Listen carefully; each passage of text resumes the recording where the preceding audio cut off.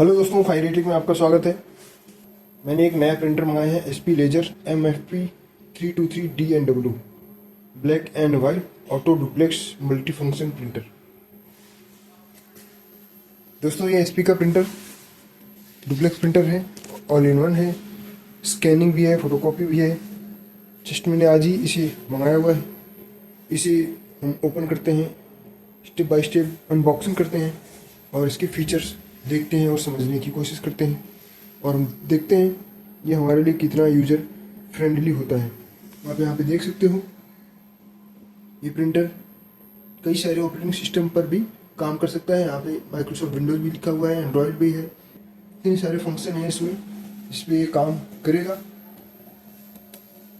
इसमें USB 2.0 है। तो इसको हम इसे अनबॉक्सिंग करते हैं और देखते हैं इसकी वर्किंग परफॉर्मेंस।